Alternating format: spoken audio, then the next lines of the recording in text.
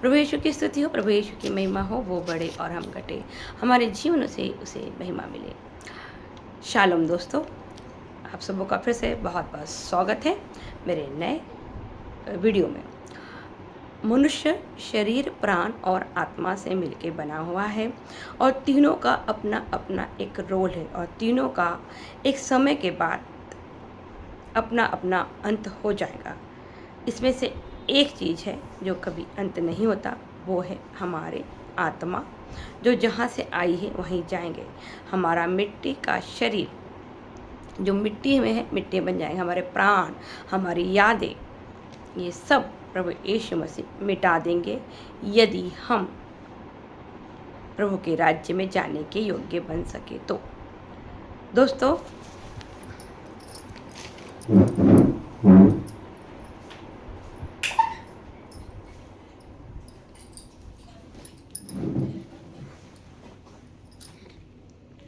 प्रभु यीशु की स्तुति हो, प्रभु यीशु की महिमा हो, वो बढ़े और हम घटे, हमारे जीवनों से उसे महिमा मिले।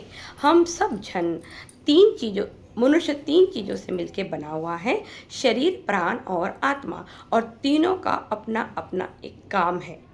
हम जब तक इस शरीर में हैं, आत्मा, प्राण दोनों हमारे साथ है, लेकिन एक समय जब हमारा शरीर नाश हो जाएंगे, हमारा प्राण और हमारी आत्मा दोनों भी प्रभु के सम्मुख उपस्थित की जाएंगी और उसका न्याय किया जाएगा कि उसमें से कौन सी आत्मा परमेश्वर के राज्य के योग्य है और कौन सी आत्मा नरक अनंत आग के कार्य में है। और फिर हमारी जो प्राण है, उस प्राण को हमेशा हमेशा के लिए यदि हम स्वर्ग के राज्य में जाते हैं तो प्रभु हमारे सारे प्राण यानी हमारे ब्लड की जो यादें हैं, जो मेमोरीज है, वो सब डिलीट कर देंगे। लेकिन यदि हम अनंत आग में जाते हैं तो हम अपनी सारी मेमोरीज, सारी यादें लेके उस अनंत आग में जाएंगे। जैसे कि हमने वचन में देखा है, वहाँ पर लाजरस जो अमीर व्यक्ति है, उसको सारी मेमोरीज याद थे कि उसने जो भी ज़िंदगी संसार में रहते हुए जिया, उसे वो सब खान पान याद आ रहा है। लेकिन क्योंकि लाजरस के पास कोई अच्छी यादें नहीं थी, कोई दुख तकलीफ थी उसकी, तो जब वो इब्राहिम के गोद में गया तो उसकी सारी यादें ऑलमोस्ट क्या हो चुकी है, डिलीट हो चुकी है। क्योंकि प्रभु ने कहा, थके मांदे बोझ से दबे लोगों मेरे पास आओ, मैं तुम्हें विश्रांति दूंगा। और हमें विश्रांति तभी मिल सकती है जब हमारे दिमाग में, हमारे मेमोरीज में कोई भी बुरी यादें, कोई भी बुरा दर्द, कोई तकलीफ हमारे पास नहीं रहे। तो दोस्तों, हमारा जीवन में हमारे पास जो कुछ भी प्रभु ने हमें दिया है वो सब कुछ बहुमूल्य है, उसको आप इतने आसानी से मत लीजिए। हमने प्रभु यीशु में के सुसमाचार पे, प्रचार पे विश्वास किया, हमने बपतिस्मा लिया, हमने प्रसाद लिया, लेकिन ये हमने सुसमाचार पे प्रचार करने पे विश्वास करने के बाद आगे का स्टेप क्या है, आगे हमें और कहाँ जाना है। हम कब तक गॉस्पल पढ़ के अपने आप को सांत्वना देंगे? गॉस्पल के आगे क्या? तो क्योंकि यदि आप प्रकाशित वाक्य पढ़ोगे तो उसमें लिखा है, धन्य है वे जो इसको पढ़ते हैं और इसके अनुसार चलते हैं। प्रभु ने चारों गॉस्पल को हमें शिक्षा के रूप में प्रदान किया, अपने जीवनी के रूप में प्रदान किया, लेकिन उसने प्रकाशित वाक्य के लिए, भविष्य के लिए हमें प्रदान किया। हाँ दोस्तों, प्रकाशित वाक्य ही हम मसीहों का भविष्य है। और उस किताब को जब आप पढ़ते हो तो वहाँ लिखा है कि धन्य है वे जो इस किताब को पढ़ते हैं और इसका अनुसरण करते हैं। यदि आपको और मुझे वाक्य में हम ईश्वर पे विश्वास करते हैं, अनंत जीवन पे विश्वास करते हैं, हम विश्वास करते हैं कि बहुत जल्दी यीशु मसीह आने वाला है, तो दोस्तों आप सबों को प्रकाशित वाक्य ही अब पढ़ने की आवश्यकता है। क्योंकि बाकी जितनी भी भविष्यवाणियाँ हैं, गॉस्पल की भविष्यवाणी पूरी हो चुकी है। क्योंकि वचन में लिखा था कि एक कुंवारी गर्भवती होंगी, वो एक बच्चे को जन्म देंगी, वो बच्चा ईश्वर का पुत्र होगा। वो ईश्वर का पुत्र होने के बावजूद भी हमारे लिए क्या करेगा? स्वर्ग के राज्य का सुसमाचार लेके आएगा, वो गरीबों को सांत्वना देगा।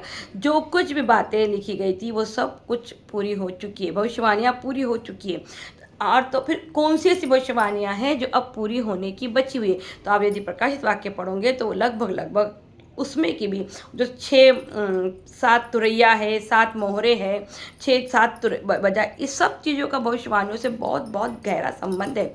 अगर आप लोग बाइबल को नहीं समझ पा रहे हो, नहीं ठीक से जान पाते, तो कम से कम किसी ऐसे व्यक्ति को सुनिए जो इसको जानता है, जो आपको परमेश्वर की मन की बातें मैं बताऊँ, जब जब भविष्यवाणी का वरदान सबसे उत्तम वरदान है, भविष्य को जानना ही सबसे बड़ा हमारा टारगेट है। पौलुस ने भी यही कहा, ईश्वर ने भी यही कहा, तुम भविष्य को जानो। और आप और मैं सिर्फ प्रेजेंट में जीते हैं। हम जो भी करते हैं, जो भी कर रहे हैं या जो भी करने वाले हैं, वो सब हम इसलिए कर रहे हैं कि हमारे इस शरीर के 70-80 साल के ज़िंदगी को एक स्टेटमेंट मिले, एक अच्छा ठहराव मिले। दोस्तों, ज़िंदगी चाहे, आपने भी जस्ट नागपुर का ये न्यूज़ है 2 दिन पहले आया है कि एक बुज़ुर्ग दंपति अपने घर में मरे हुए पड़े पाए गए। वो कैसे मर गए? गवर्नमेंट की ड्यूटी उनके पास थी, उनको पेंशन मिलता था, क्या कारण है? तो मैं बता दूं आपको, पेपर में तो ऐसा आया है कि मिसेस काफ़ी समय से बीमार थी और हस्बैंड अच्छे थे, लेकिन एक हादसा उनके साथ हो गया कि वो किचन में कुछ करते हुए गिर गए। गिरने के कारण उनको सर पे चोट आई। चोट आने के कारण वो बहुत देर तक उस दर्द में पड़े रहे और उनको इतना भी होश आया ही नहीं कि वो किसी को कॉल करके तो भी बुला सके। तो वो वहीं मर के पड़े रहे। मिसेस बिस्तर पे थी, वो शायद वो बिस्तर से उठ नहीं सकती थी। उन्होंने शायद उनको आवाज़ भी दिया होगा, उनके घर में रेडियो चालू था, उन्होंने चिल्लाया भी होगा, लेकिन शायद उस रेडियो की आवाज़ से किसी को सुनाई नहीं आया। और कुछ दिनों के बाद खाना न मिलने की वजह से उस बुजुर्ग महिला ने भी अपना प्राण त्याग दिए, छोड़ दिए। दोस्तों, ये सारी घटनाएं हमको बहुत कुछ सिखाती है। आज इंसान अकेला जीवन जीना चाहता है, पर्सनल लाइफ जीना चाहता है, उसको फैमिली लाइफ नहीं चाहिए, उसको किसी का इंटरफेयर नहीं चाहिए। और प्रभु कहता है कि मैंने तुमको समाज के लिए सौंप दिया है। जितने भी मसीह लोग हैं उनको प्रभु ने समाज के लिए दिया, सेवा और प्रेम के लिए। हमको क्या करना है? एक दूसरे की से प्रेम करना और सेवा करना है। हम प्रेम तो करते हैं क्योंकि आई लव यू बोल के प्रेम खत्म हो गया, लेकिन सेवा नहीं कर सकते हम, क्योंकि सेवा में शरीर को तकलीफ होती है ना। क्रूस की शिक्षा क्या है? तीसरा पार्ट है क्रूस की शिक्षा। क्रूस की शिक्षा बहुत हार्ड है। इस पे विश्वास करना, बपतिस्मा लेना, ये सब करना बहुत आसान है। क्रिश्चियन बनना बहुत आसान है। प्रभु ने तीसरा पार्ट जो था वो है क्रूस की शिक्षा।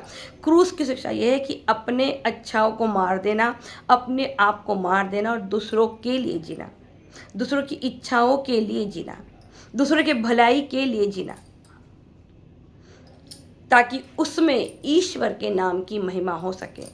क्या लगता है दोस्तों, जितने भी 12 प्रेरित लोग थे या जितने भी संत नबी अब तक हुए जिन्होंने अपने आप को ईश्वर के नाम पे, आप अगर शुरुआत की कलीसियाओं का अगर ये उठा के देखोगे ना, इतिहास इतना दुखदाई, इतना दर्दमयी है। उनको सबने सताया, सबने उनको, इवन उनको, आप तो जानते हो कि जो हिटलर था उन्होंने तो यहूदियों के साथ इतना बुरा आचरण किया कि कई लाखों यहूदियों को एक चेम्बर में डाल दिया गया। और आप अगर ध्यान से बाइबल पढ़ोगे तो लगभग वो सारी भविष्यवाणियाँ जो बाइबल में लिखी गई है वो पूरी हो चुकी है।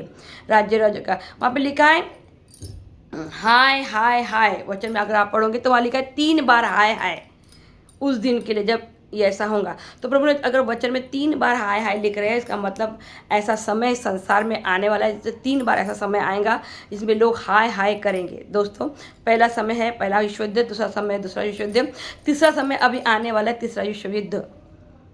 आप सुनिए, लोगों को, बड़े महान प्रचारकों को सुनिए, लोग भविष्यवाणियों पे ध्यान दे ही नहीं रहे। जैसा जिंदगी जीना है ऐसा जी रहे, जैसा खा रहे ऐसा खा रहे, ऐसा पीना है पी रहे। मैं क्या कोई भी आपको नहीं कहेगा कि आप खाना पीना घूमना फिरना बंद मत कीजिए, लेकिन सर्वप्रथम स्थान आपके परिवारों में ईश्वर के को मिलना चाहिए। ऐसा ना दोस्तों कि हमने सारे ज़िंदगी भर लोगों को खूब बताया कि हम क्रिश्चियन हैं, लेकिन अंत में हम उस क्रिश्चियन नाम का शब्द का जो फ़ायदा, जो प्रॉफिट हमको होना चाहिए वो नहीं हुआ।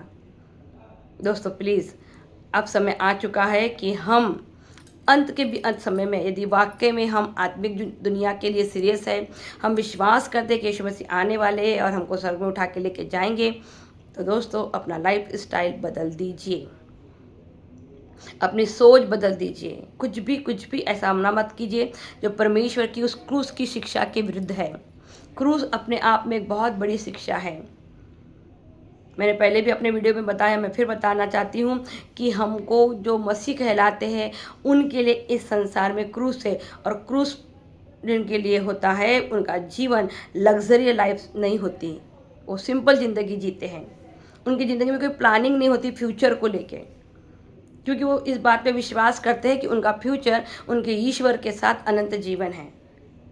तो यदि आप और मैं ईश्वर पे विश्वास करते हैं, सुसमाचार पे विश्वास करते हैं, तो मेरा आपसे निवेदन है, मेरा आपसे प्रार्थना है कि आप सभी अनंत जीवन की और आगे बढ़िए। एक बहुत सुंदर ये है वचन, तो सभी सुंदर है और सत्य है कि हम कैसे परमेश्वर के वरदानों का सही इस्तेमाल करें अपने जीवन में। हम सिर्फ और सिर्फ वही करते हैं जो हमारे फ़ायदे का, हमारे प्रॉफिट का है। लेकिन यहाँ देखो कितना सुंदर संत पौलुस लिखते हैं रोमियो के नाम को, अतः भाइयों मैं ईश्वर की दया, अध्याय 12, अतः भाइयों मैं ईश्वर की दया के नाम पर अनुरोध करता हूँ कि आप मन तथा हृदय से उसकी उपासना करें और एक जीवन पवित्र तथा सुगंध बलि के रूप में अपने को ईश्वर के प्रति अर्पित करें। आप इस संसार के अनुकूल ना बने, बल्कि सब कुछ नई दृष्टि से देखें और अपना स्वभाव बदल दें। इस प्रकार आप जान जाएंगे कि ईश्वर क्या चाहता है और उसकी दृष्टि में भला, सुगंध तथा सर्वोत्तम क्या है। हाँ दोस्तों, आज हमें ये जानने की आवश्यकता है कि ईश्वर के नज़र में क्या अच्छी बात है, ईश्वर किन चीज़ों को अच्छा बोलना चाहता है, क्योंकि न्याय तो ईश्वर अपने अपने रूल के हिसाब से करेगा। तो हमारे को क्या करना है, हमारा जीवन एक जीवंत पवित्र तथा सुगंध बलि के रूप में अपने को ईश्वर के प्रति अर्पित करें। हमें एक जीवंत का मतलब यह है दोस्तों कि हमें इस बात पे पूरा विश्वास करना है कि हम नहीं मरेंगे और प्रभु यीशु मसीह के साथ हम जी उठेंगे। यदि आप और मैं अपने आप को परमेश्वर को चढ़ाना चाहते हैं दोस्तों, तो हमें बहुत बहुत बहुत ज़्यादा अपने पवित्रता पे ध्यान देने की आवश्यकता है, क्योंकि हम जितने ज़्यादा पवित्र बनेंगे तभी हम परमेश्वर को बलि चढ़ाएं, क्योंकि बलि चढ़ाने वाला मेमना पवित्र चाहिए। यीशु मसीह पवित्र थे तो हमें भी पवित्र होना चाहिए। मैं जानती हूँ बार बार लोग यही कहते हैं कौन यीशु मसीह के समान बन सकता। बिल्कुल बात है, आप और मैं यीशु मसीह के समान नहीं बन सकता, इसलिए तो हम यीशु मसीह से होके जाने वाले हैं। लेकिन हमें यीशु मसीह के समान बनने की कोशिश करना चाहिए, हर दिन हर पल चलना चाहिए, क्योंकि हम पिता, पुत्र और पवित्र आत्मा, जैसे कि तीन तत्व एक ही ईश्वर है, वैसे ही हम भी कहीं ना कहीं उसी ईश्वर के से आई हुई आत्माएं हैं और हमारी आत्मा वापस ईश्वर के पास जाने वाली है। यदि आपको लगता है कि आप जैसी ज़िंदगी जी रहे, इस सांसारिक ज़िंदगी जी रहे और आप इस संसार के ज़िंदगी जीते हुए उस राज्य में जाएंगे, तो मैं आपको बता दूं ऐसा नहीं होगा। दोस्तों, दूसरी बात मैं आपको बता दूं कि भविष्यवाणियों पे बहुत बहुत ज़्यादा ध्यान दीजिए। आज हमारी कलीसियाओं में, चर्च में ये बात बताई ही नहीं जा रही कि हमने सुसमाचार सुन लिया है, हमने बपतिस्मा ले लिया है, हमने परमेश्वर पर विश्वास कर लिया, तो इसके आगे क्या? इसके आगे है प्रकाशित वाक्य, और प्रकाशित वाक्य कहता है कि तुम पवित्र बनो क्योंकि मैं पवित्र हूँ और मैं तुम्हें लेने आने वाला हूँ। कब आएगा ये बात समय कोई जानता नहीं, लेकिन इसका मतलब ये भी नहीं है कि हम प्रभु यीशु मसीह के आने में देरी हो रही है करके ऐसा जीवन जीने लग जाए जैसा कि संसार जी रहे। दोस्तों, ये बहुत ही दुख की बात है कि हमने यीशु मसीह को जब स्वीकार किया था तो आत्मा की बातों की वजह से स्वीकार किया था, लेकिन आज देखिए हम सब मसीह लोग आके कहीं ना कहीं सांसारिक बातों में ही शारीरिक बातों में ही उलझ के रह गए। जैसे संसार अपनी आत्मा के लिए नहीं, शरीर के लिए बटोर रहा है, आज कलीसिया भी अपनी आत्मा के लिए नहीं, शरीर के लिए बटोर रही है। और ये बहुत ही दुखदायी कहानी है, क्योंकि शुरुआत तो हमने आत्मा से की थी, लेकिन अंत फिर से घूम फिर के हमारा शरीर में ही हो रहा है। इसका सबसे बड़ा उदाहरण क्या है? आज हमारे बच्चों में जो गुण पाए जा रहे हैं वो मसीह के गुण नहीं है। दूसरा, हम जो ज़िंदगी जी रहे हैं उससे मसीह को हम रिप्रेजेंट नहीं कर रहे। तीसरी बात क्या है? हम वो कर रहे हैं जो समाज कर रहा है। हम एक मेरे को सांत्वना दे रहे हैं, एक मेरे को मोटिवेट कर रहे हैं कि भैया बाजू वाला कर रहा है तो तू भी कर। हम कोई पाप नहीं कह रहे, हम सब पाप को इंजॉय कर रहे हैं, जैसे कि हम सब ने अपने पापों को अपने पास पाल के रखा हुआ है। दोस्तों, इस बुजुर्ग दंपति की मृत्यु से एक बात तो समझ में आ गया है कि अब संसार में प्रेम की बहुत कमी हो चुकी है, क्योंकि आजू बाजू वाले लोग एक भी बार जाके नहीं देखे कि इतने दिन हो गए हैं उन बुजुर्ग दंपतियों की, ना आवाज़ आ रही है ना वो दिखाई दे रहे। तो कोई जाके एक आवाज़ तो दे दे कि अंकल आप कैसे हैं, आंटी आप कैसे हैं, आपने खाना खाया क्या? काश ऐसा कोई कर लेता तो दोनों में से कोई एक तो बच जाता। लेकिन ऐसा नहीं हो पाया दोस्तों। आज दोनों मर गए। इस मृत्यु से समाज के लिए, हम लोगों के लिए, एक स्पेशली हम मसीही लोगों के लिए बहुत बड़ा सवाल सामने है दोस्तों कि क्या वाकई में हमारे जीवन से हम ईश्वर की महिमा कर रहे हैं। मैंने पकाया, मैंने खाया, मैं सो गया, बहुत अच्छा खाना बनाया, बहुत अच्छा खाया। दोस्तों इस संसार में कुछ भी रह नहीं जाएगा। जो भी जाएंगे हमारे प्राण जाएंगे ऊपर, और हमारे प्राणों का न्याय होने वाला है। हाँ दोस्तों, आत्मा तो हमारे, उसका कोई रोल कॉल नहीं है। आप उसको नरक में भेजेंगे तो नरक में चले जाएंगे, स्वर्ग में जाएंगे तो स्वर्ग में भेज चल जाएंगे, लेकिन प्राण प्राण हमारे जाएंगे। प्राण मतलब हमारे संसार में जो भी जिंदगी, हम जो अनुभव हमारे हैं वो हमारे ब्लड में, हमारे खून में, वो खून जाएगा। इसलिए ईश्वर ने क्या बोला कि मैं अपने प्राणों को अपने पिता को क्या करता हूँ, समर्पण करता हूँ। और जब प्रभु मसीह जी उठे स्वर्ग में तो उसने बोला, जब शिष्य उनको बोल रहे थे कि शैतान, ये भूत है, तो उन्होंने कहा आके देख लो, भूत को मेरे समान हार्ड और मांस रहता। हाँ, प्रभु ने बोला नहीं कि मेरे में ब्लड नहीं है, हड्डी और मांस तो हमारे अंदर रहेगा, लेकिन खून हमारे अंदर नहीं रहेगा। दोस्तों बाइबल इतनी सारे गहराइयों से भरी पड़ी है, लेकिन अफसोस इस बात का है ना आप उसे पढ़ना चाहते हैं, ना कोई आपको पढ़ाना चाहता है, आपको इंटरेस्ट भी नहीं है लोगों को, क्योंकि उनको लगता सांसारिक जीवन में अच्छा जीवन जियो, किसी से झगड़ा मत करो, सबसे मिलके रहो, हिंदू मुस्लिम सिख भाई भाई। ये ऐसी कहानी नहीं है दोस्तों। हाँ, मिल के हमको ज़रूर रहना है, लेकिन हम प्रचार कब करेंगे, हम कब बताएंगे, क्योंकि एक जीवन, क्योंकि बहुत से ग्रंथों में ये लिखा गया है कि कोई दूसरा कोई जीवन है ही नहीं।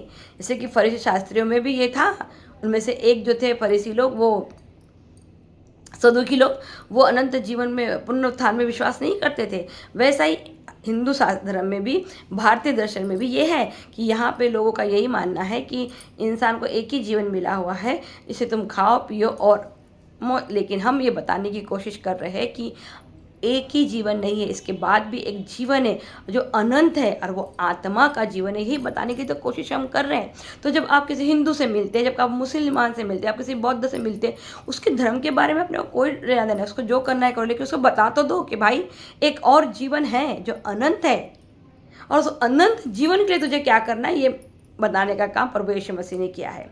अगर तू चाहता है कि उस अनंत जीवन में तुझे जाना है तो तुझे कर, उसका धर्म परिवर्तन करना है या उसको अपने इसमें ला, क्योंकि आप अगर जबरदस्ती किसी को क्रिश्चियन बना भी लोगे तो क्या फायदे का। कितने लोग तो क्रिश्चियन बने हुए दोस्तों, क्या उन्होंने प्रभु, उनकी कोई गारंटी है कि प्रभु यीशु मसीह के राज्य में जाएंगे नहीं जाएंगे, नहीं जाएंगे। लेकिन हमारा ये काम है ही नहीं कि वो जाएंगे कि नहीं, वो उनका काम है। हमारा काम सिर्फ बता देना है कि भैया एक जीवन है जो अनंत है, और वो अनंत जीवन सिर्फ एक ही नाम से मिलता है, वो है मुक्तिदाता उद्धारकर्ता यीशु मसीह, पिता का एक लौता पुत्र जो संसार में मनुष्य बनकर आया, जिसने 3.5 साल तक यीशु स्वर्ग के राज्य का सुसमाचार पहुंचाया, जो मर गया, तीसरे दिन जी उठा, और 40 दिन के बाद, मर के जी उठने के बाद 40 दिनों तक लोगों को दिखाई दिया, और 40 दिनों के बाद स्वर्ग में आरोहित कर लिया गया। ये बातें आपको बताना है। दूसरा, उसने हमसे वादा किया है कि वो क्या करेंगे, हमको लेने आनेगा। दोस्तों जिनको इस बात पे विश्वास है कि यीशु मसीह उनको लेने आने वाला है, वो लोग कभी भी इस संसार में अपने आप को आनंदित नहीं समझेंगे, कभी वो गैर जिम्मेदार ज़िंदगी नहीं जिएंगे। क्यों? क्योंकि हर वक्त हर समय तैयार होकर रहना ही आपका और मेरा प्रथम कर्तव्य है दोस्तों। हाँ, तैयार होकर रहना ही हमारा क्या है, प्रथम कर्तव्य, ताकि धुला जब भी आए वो हमें लेने जाए। दोस्तों कलीसिया जो अन्य जाति से हम आए हैं उनके लिए भविष्यवाणियाँ कहती है कि अब हमारा समय ख़त्म हो चुका है, अनुग्रह का समय ख़त्म हो चुका है, नूह के जहाज की दरवाज़ा लग चुका है, एक खिड़की बची हुई, 1-2 व्यक्ति ईश्वर में विश्वास करेंगे तो करेंगे, अदरवाइज नहीं करेंगे। लेकिन अब सब कुछ टारगेट पिता का कहाँ हो गया है, वो हो चुका है यहूदी। हाँ दोस्तों, वो उसकी अपनी चुनी हुई प्रजा है। अब जो भी उद्धार का समय है उनका है दोस्तों। इसके पहले कि चाइना, रशिया और जितने भी बड़े बड़े देश लोग सब मिल के इज़राइल के खिलाफ़ नहीं हो जाते और इज़राइल के खिलाफ़ युद्ध नहीं करने के जमा होते, जिस दिन सुसमाचार में, न्यूज़ में, सुसमाचार में बोल रही हूँ, न्यूज़ में अगर आपने ये सुन लिया कि इतने देश मिल के इज़राइल पे लड़ाई करने जा रहे हैं, तो समझ जाना दोस्तों प्रभु यीशु मसीह का आगमन विदिन सेकंड में हो जाएगा। हाँ दोस्तों, जिस दिन भी आपने न्यूज़ में ये बात सुन ली कि चाइना, रशिया और अमेरिका, हाँ ये सब इसराइल के खिलाफ हो जाएंगे। आपने अभी पढ़ा होगा ना, अमेरिका ने ईरान से समझौता करने के लिए सोचा, लेकिन इसराइल ने डायरेक्ट नहीं बोल दिया। ईरान और इसराइल के बीच में कभी कोई समझौता नहीं हो सकता। क्यों? क्योंकि ये एसाव और याकूब के बच्चे हैं और इनमें कभी समझौता इम्पॉसिबल है, इनमें हमेशा लड़ाई ही होंगी। ये मुसलमान लोग कभी भी यहूदी लोगों के साथ कभी भी कोई समझौता नहीं कर सकते। इवन वो क्रिश्चियन प्रभु यीशु मसीह को स्वीकार कर लेंगे, ग्रहण कर लेंगे, लेकिन वो यहूदी लोगों के साथ कोई भी समझौता नहीं करेंगे। दोस्तों, हम बहुत नज़दीक है अंत के। आप इज़राइल का अगर ध्यान से देखोगे तो इज़राइल पूरी तरीके से अपने दुश्मनों से घिरा हुआ एक देश है। उस पर कब कौन आक्रमण करेगा उसको खुद को भी नहीं पता। और आप देखिए, जब डोनाल्ड ट्रंप ने कहा नेतन्याहू से कि हम नहीं करेंगे, उसने बोला, उन्होंने सीधा कह दिया कि ठीक है, आपको नहीं लड़ना है तो मत लड़िए, लेकिन मैं तो लड़ता ही रहूँगा। और सचमुच देखिए, वो लड़ रहा है और वो लड़ता ही रहेगा। अंत में जब पूरे लोग, पूरे राज्य, पूरे देश उसके खिलाफ हो जाएंगे, तब उनका उद्धारकर्ता, यानी हमारा भी उद्धारकर्ता, हमारा तो उसने उद्धार कर दिया, उस उनका करने का बचा है, क्योंकि उन्होंने अब तक यीशु को स्वीकार नहीं किया। लेकिन जब वो आ जाएगा, एंड देन क्या हिंदू, क्या मुसलमान, क्या सिख, सबसे, सब देशों से एक ईश्वर लड़ेगा यहूदियों के लिए, और वो ईश्वर है, उनका ईश्वर और हमारा ईश्वर। ये समस्या बहुत जल्दी आने वाले। सबसे पहले आएंगे, अपनी कलीसिया को ले जाएंगे, दुल्हन को, क्योंकि कोई भी दूल्हा अपनी दुल्हन को परेशानी में रख के लड़ाई करने नहीं जाएगा। वो पहले आएगा, अपनी दुल्हन को सेटल कर देगा, सेव कर देगा, और फिर अपने सेवकों को, यानी कि यहूदियों को लेने जाएगा। और एक ऐसी लड़ाई जिसे पूरी दुनिया अपनी आंखों से देखेंगी, हम और आप भी देखेंगे। उसके पहले दोस्तों अभी मूसा और एलियस का आना बाकी है। बस हम बहुत करीब है, भविष्यवाणी लगभग कम, एकदम पूरी बिल्कुल बाउंड्री पे हम। इसलिए आनंदित रहिए यीशु मसीह के नाम पे, हर बात खुश रहिए। चाहे परेशानी आए उसको वेलकम, चाहे बीमारी आई यीशु मसीह के नाम पे वेलकम। भूख नहीं है, खाना नहीं है, तेल नहीं है, सिलेंडर नहीं है, कपड़े नहीं है, ये नहीं है, वो नहीं, किसी के लिए कंप्लेंट मत कीजिए।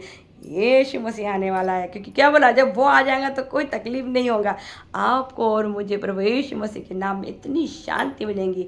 इस संसार में हम कितना भी कुछ भी अचीव क्यों ना कर ले दोस्तों, शांति नहीं है। हर व्यक्ति, आज देखिए, हर व्यक्ति बड़ा बनना चाहता है। इवन आज छोटे बच्चे भी बच्चे रहना नहीं चाहते। हर कोई पावर चाहता है, पोस्ट चाहता है, अधिकार चाहता है, किसी को अपने अंडर रखना चाहता है। ये सब इस बात की गवाही है कि हम अंत के समय में है, क्योंकि प्रभु ने, आप देखिए, जब वहाँ पे लिखा है कि मैं अंत के समय में माँ बेटी के खिलाफ हो जाएंगी, सास बहू के खिलाफ। आप देखिए, वहाँ ज़्यादातर करके स्त्रियों को स्त्रियों के खिलाफ किया गया है, वहाँ पुरुषों का नाम ज़्यादा नहीं है। और आज देखिए, आप सारा न्यूज़ चैनल देखिए, आप सबसे ज़्यादा अगर एक स्त्री ही स्त्री के खिलाफ खड़ी हुई है।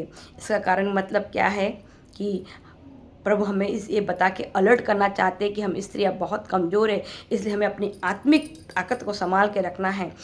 हमको लगता है हमारे घर के जो जेंट्स लोग हैं, हमारे बात सुनते, कुछ बोलते नहीं, इसका मतलब वो ज़्यादा कमज़ोर है, हम ताकतवर, ऐसा नहीं है, वो बहुत ताकतवर है। स्त्रियाँ कमज़ोर है, हम कमज़ोर है। इसका सबसे बड़ा प्रमाण यही है कि हम बहुत जल्दी हाइपर हो जाते, हम बहुत जल्दी चिल्लाना पुकारना करते, यही हमारे कमज़ोरी का सबसे बड़ा प्रमाण है।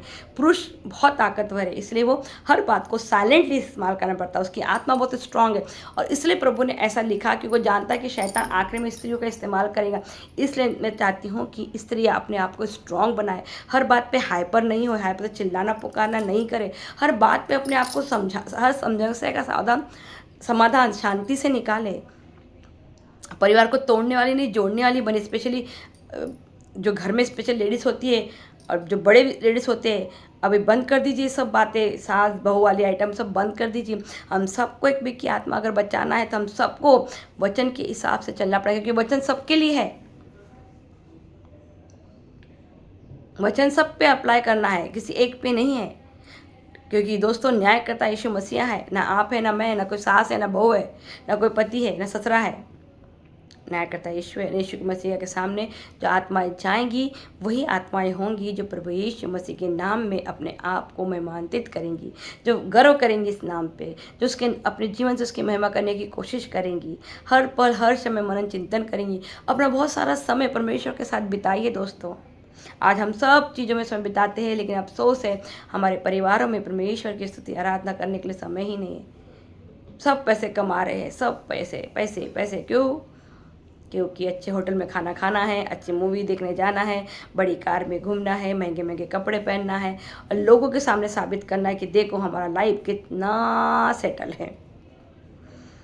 खैर, इस बात को तो मैं बहुत बार बोल चुकी हूँ, मैं फिर से बोल रही हूँ। दोस्तों, मेरा रिक्वेस्ट है आप लोगों से, इस बात पे फिर से एक बार मनन चिंतन कीजिए। क्या लिखा है? मैं ईश्वर की दया के नाम पर अनुरोध करता हूँ कि आप मन तथा हृदय से उसकी उपासना करें और एक जीवन पवित्र तथा सुघाय बलि के रूप में अपने को ईश्वर को के प्रति अर्पित करें। आप इस संसार के अनुकूल न बने, बल्कि सब कुछ नई सुदृष्टि से देखें और अपना स्वभाव बदल ले। इस प्रकार आप जान जाएंगे कि ईश्वर क्या चाहता है और उसकी दृष्टि में क्या भला, क्या सुगाय तथा सर्वोत्तम है। आप पवित्र वचन पढ़े ही नहीं रहे, परमेश्वर से बात कर ही नहीं रहे, पवित्र आत्मा से मदद मांग ही नहीं रहे, तो आपको प्रभु कैसे बताएंगा आप में क्या कमी। आप अपनी कमियों को स्वीकार तो कीजिए, कम से कम आके मदद तो मांगिए कि बोली तो सही में कमी है। अब हर बात में हर किसी को मैं सही हूँ ये साबित करने में क्यों लग जाते हैं? कोई ज़रूरत नहीं है आपको। यही तो है, जितना ज़्यादा आप दूसरों को एक्सप्लेन करते जाओगे कि मैं सही हूँ, उतना ज़्यादा आप अपने आप को कमज़ोर साबित करोगे। दोस्तों, हम बहुत ही जल्द ही यीशु मसीह के दर्शन करने वाले हैं। अपने आप को तैयार करके रख दीजिए, दुल्हन तैयार होकर रहे। दूल्हा कभी भी किसी भी क्षण आ सकता है। प्रभु यीशु मसीह की वो लड़ाई कब होंगी, क्या होंगी, वो दुनिया देखते बैठे। हम तो, क्योंकि जो कलीसिया में नहीं उठाए जाएंगे वो सब अभागे होंगे, क्योंकि उसके बाद का जो समय है वो बहुत ज़्यादा तकलीफमय है। ये जो तकलीफ हमको थोड़ी देर के लिए सिलेंडर के लिए हो गई, थोड़ा सा अनाज महंगा हो रहा, थोड़ा सा पेट्रोल तो हम इतना बड़बड़ कर रहे, महंगाई महंगाई। जरा सोचिए जब ये सब मल्टीप्लाई में हो जाएगा। क्योंकि लिखा है एक समय ऐसी समय आएगा जब लोग एक अपने ही परिवार के लोगों को भूख लगेंगी तो काट के खाएंगे। तो ये सब समय आने के पहले क्या चाहते हैं आपके परिवार में ऐसा समय आए? दोस्तों, मुझे तो नहीं लगता ऐसा मैं चाहती हूँ। मैं तो यही चाहती हूँ कि प्रभु आगे आए जब तो मेरा पूरा परिवार उठाए लेके जाए। दोस्तों, प्लीज़ दोस्तों, प्रभु ने ऐसा जरूर कहा, एक उठा ले जाएंगे, एक छोड़ दी जाएंगी। इसका मतलब ये नहीं कि एक परिवार का एक उठाएगा। जो भी परमेश्वर के राज्य में उसकी दुल्हन बन के तैयार रहेंगे, फिर एक घर के 10 लोग भी जा है तो 10 के 10 को प्रभु उठाएगा। ऐसा मत सोचिए आप कि एक प्रभु उठाएंगे, एक को छोड़ देगा। प्रभु ने बताया कि एक समय ऐसा आएगा जब लोग क्या होंगे, चलते रहेंगे तो एक उठा ली जाए। जो प्रभु के राज्य के योग्य होंगे उठा ली जाएंगी, जो प्रभु के राज्य के योग्य में नहीं होंगी वो छोड़ दी जाएंगी। दोस्तों, इसके पहले कि मैं वीडियो को ख़त्म करूँ, आपसे विनती करती हूँ, वीडियो को बहुतायत में शेयर कीजिए। पवित्र बाइबल को समझिए, घुटनों पे बैठिए, स्तुति आराधना कीजिए, अपने पूरे परिवार के साथ समय बिताइए। मैं जानती हूँ समय बहुत ख़राब है, शैतान परिवारों को तोड़ने में लगा हुआ है और अपना आपके पास एक ही हथियार है, वो है ईश्वर से प्रार्थना करें कि ईश्वर हमें क्या कर दे, परिवारों को जोड़ दे, एक साथ कर दे। मेरी विनती है कि प्रभु आपकी मदद करे, सहायता करे, ताकि आप प्रभु की आगमन तक, अंत समय तक दृढ़ता के साथ, धैर्य के साथ उसका इंतज़ार कर सके, क्योंकि अंधकार की शक्तियाँ हमारे परिवार को फाड़ के खाने में के लिए खड़ी हुई है। हम प्रार्थना करें। मेरे प्रभु, मैं आपको धन्यवाद देती, पवित्र तत्व मैं आपको धन्यवाद देती हूँ कि आप जो कुछ भी बोलते हैं, कहते हैं, करते हैं, वो आप कर देते प्रभु जी। आपने जो कुछ भी कहा वो आपने कहा था, मैं जाता हूँ, मैं आता हूँ। प्रभु, आप जा गए और अब आप आ रहे हैं। आप पक्के में आप आएंगे अपने कलीसिया को लेने के लिए, इसका मुझे पक्का विश्वास है प्रभु जी। मैं विश्वास करती हूँ कि वो समय अभी है प्रभु जी, क्योंकि भविष्यवाणियाँ यही का संकेत दे रही है कि वो समय बहुत जल्द, बहुत निकट है। प्रभु, मैं विनती और प्रार्थना करती हूँ प्रभु जी, हर उस व्यक्ति के लिए जो कलीसिया में दुल्हन बनने को तैयार है प्रभु जी, और तैयार है तेरे आगमन के लिए, उसका तेरा स्वागत करने के लिए प्रभु जी। सबकी बुद्धि प्रभु ने, सबकी आँखों को खोल दे प्रभु जी, हमारी आत्मा की आँखों को खोल दे, हमारे आत्मा के कानों को खोल दे प्रभु जी, ताकि हम तुझे देख सके, ताकि हम तुझे सुन सके प्रभु जी। ऐसा कर कि तू अपनी चुनी हुई प्रजा को इस योग्य बना कि हम उस दिन तेरे साथ उठाए जाए प्रभु जी। मैं अपने लिए और जितने भी लोग प्रभु जी मेरे वीडियो देखते हैं उन सबों के लिए भी विनती करती हूँ कि रैप्चर बहुत जल्द होने वाला है और रैप्चर के लिए दुल्हन अपने आप को पूरी तरीके से तैयार करे। सारी महिमा, सारा आदर, सारा धन्यवाद मेरे पिता आपको देती हूँ, यीशु मसीह के नाम से मांगती हूँ। आमीन, आमीन, आमीन।